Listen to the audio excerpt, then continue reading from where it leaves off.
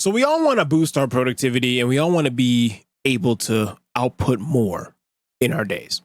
And so today what I'm going to do is I'm going to walk you through and teach you one trick that I use consistently to be able to boost my productivity and get more done in a single day. Welcome to Motivate, Grind, Succeed, the podcast. My name is Rasean and I am your host and your favorite internet neurotransformation coach. And we're going to be going through the one psychological trick to help you boost your productivity. So let's hop right into it. Now, the question I want to pose to you to start this episode off is, do you feel like you're busy all day, but you just simply have not moved the needle in what it is that you're trying to do? It begs the question, are you busy or are you productive? Busy means you just have a lot of things to do. You have a lot of tasks to accomplish.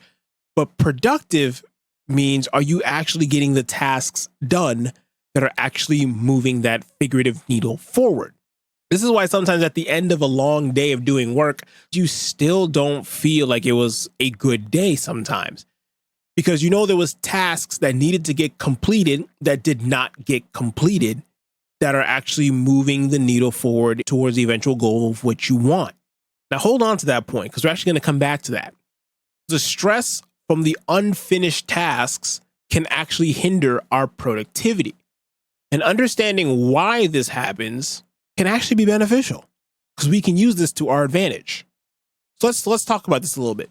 It's called the Zeigarnik effect or the Zeigarnik effect, however you want to say it. I'm not quite sure how you pronounce the person's name. I'm sorry.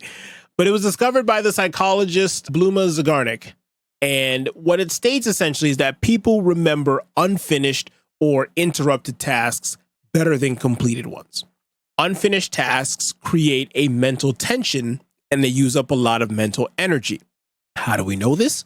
Quite simply put, a lot of times when you have something that needs to get done and it doesn't get done, sometimes by the end of the day, you're thinking, man, I still didn't get that thing done. I was supposed to get this thing done. It didn't get done. And now you're thinking about it. It's taking up your mental energy. A good example is waiters. Waiters are more likely to remember orders that were not completed until they are. You're more likely to remember that you need to finish washing your car if you only washed half of it, got sidetracked, had to do something else, and now you realize, oh wait, I got to finish washing my car. Now that thought's going to be in your mind, taking up mental headspace. Now this can be pretty taxing on our brains because we remember we need to do something and we need to go get it done, and it can be kind of annoying. But what if we used it to our advantage? Well, if a task needs to get done, what I want you to do is actually combine two things. Look at that. You're getting a bonus tip. I only said one. Now you're getting a bonus tip. You want to follow the 5-minute rule first. Take the task and do it for 5 minutes and then stop. Leave it alone. If it's a large task, break it down to a smaller chunk with the IPIT strategy that I teach all the time. Break it down. Break it down to something you can do. Lower that activation energy and then stop after 5 minutes. Go do something else. Leverage the Zeigarnik effect. Leverage it. It's going to eat up your mental headspace. Now you're going to be more inclined to go finish it. It's a task that was not able to be crossed off of your list because the brain, it likes when you cross things off of your list. It's a dopamine release for the brain. It boosts your motivation. It's a positive feedback loop. This is why I preach the IPIT so much. It gives you a small sense of accomplishment and momentum. And once you build that momentum up, now you see where we're going with this. You build the momentum up, your brain feels good, so you want to do more tasks that involve that. So you see how this is all putting together. Take your goal, break it down into IPITs, then do those IPITs for 5 minutes. Whatever task you can fit into 5 minutes, do it for 5 minutes, and then stop. You'll notice that the brain was liking that positive feedback, and it wants more of that momentum. But you're going to starve it of it. And you're going to notice that that task is going to stay stuck in your head. This works especially well on tasks that you don't want to do. Break it down into bits and pieces that are manageable and doable and easy, and then stop after 5 minutes. Magic happens. Absolute magic. You're going to just be like, man, I need to get that thing done. It was only partially done, and it's going to bug you. It's going to bother you. That's the point. It's supposed to bug you. It's supposed to bother you. It's an open loop in the brain. It's a task that wasn't completed. that you know you could have completed, but you didn't complete it yet. Once you leverage that, you realize, okay, that's actually kind of cool. It's kind of cool. All right, what else? Let me tell you what else. After that 5 minutes, you're going to want to go back to the task.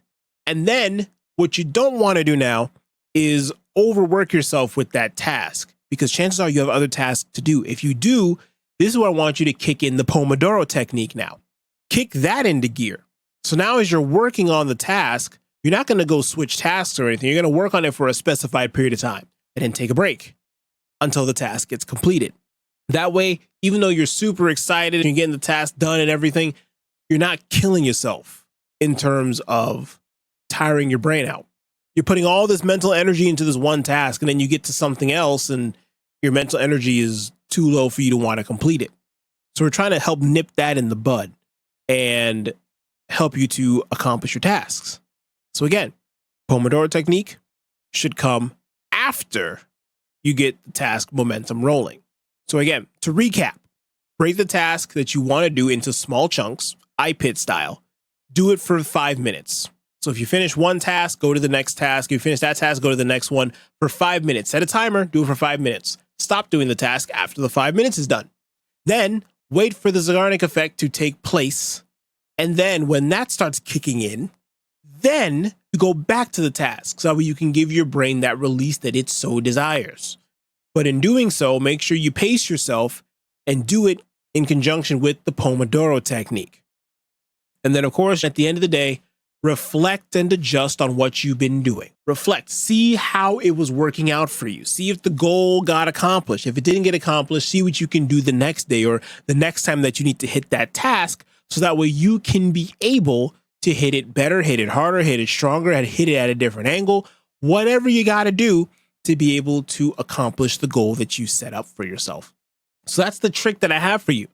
Zegarnik, thank you to the psychologist who discovered it, because once you start utilizing it to your advantage and you start realizing that's the reason why I think about the tasks that I haven't gotten done, because it's potentially an open loop. It also explains the phenomena why sometimes when you have a song stuck in your head, it doesn't leave.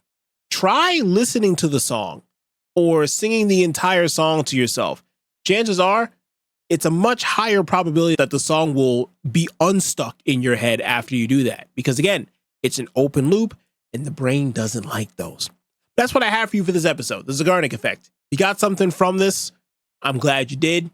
If you need some more information, go ahead and listen to the episode again. I love the watch time. But until next time, guys, hopefully you learned something. Hopefully you implement something. Take care, and I will see you on the next episode. And guys, that's going to wrap up this week's episode of Motivate, Grind, Succeed, the podcast. Guys, again, if you like what you heard, be sure to subscribe to the show for weekly uploads. If you love what you heard, be sure to sign up for that email list. And if you hated what you heard, be sure to share it with somebody who will appreciate it. Also, if you guys want to get access to the show notes or any kind of resource or link or to anything that was referenced in this episode, be sure to check out that episode description below. You'll also find the contact information, any freebies, or any sort of thing from our little corner of the internet. Check out the episode description. It's going to be an absolute gold mine for you guys. Until next time, take care, and I will see you in the next episode.